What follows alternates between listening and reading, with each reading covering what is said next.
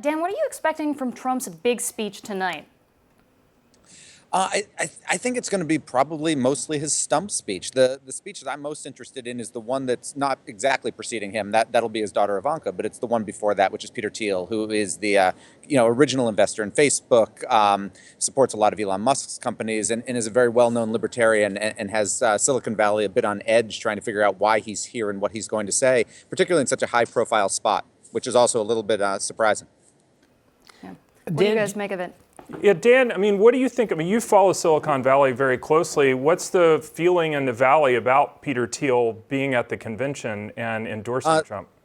The current feeling is absolute confusion, both from folks who are politically aligned with Peter, which means very hardcore libertarians, kind of to the libertarian side of libertarianism, and then also those who know him but don't agree with him. Trump, not just is he, endorsing a Republican, he is endorsing a very non-libertarian Republican. A guy who arguably wants to grow government, or at least not really shrink it, despite his rhetoric, if you actually look at the positions.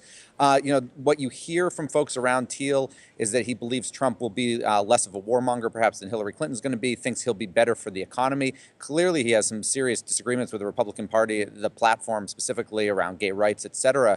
But there's just an enormous amount of confusion about why this convention, why now, why Peter's taking this spot. And then as part of that, why Trump is putting a guy who is very well known in Silicon Valley and maybe to parts of the business community, but is largely unknown to the rest of America, why he's going to be in a primetime spot tonight on TV. Dan, do you think there's any chance that Trump's advisors will have more sway with him than normal, and that he'll hit some more specifics on economic growth, numbers, his tax plan, or not? Or you mentioned that you think he's going to pretty much go with his stump speech. We all heard that. I think people are banking, or the Republicans are banking on a home run speech here. But number one, is the stump speech enough? And number two, will he be influenced by his advisors and get more specific and more original?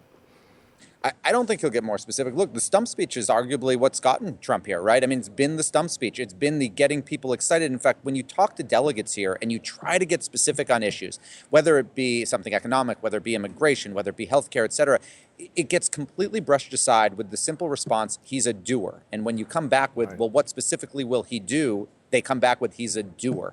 I have heard this over and over and over again from people over the last 3 or 4 days. So I don't think specifics is what he's going to give, because I don't think that's what his voters are looking for.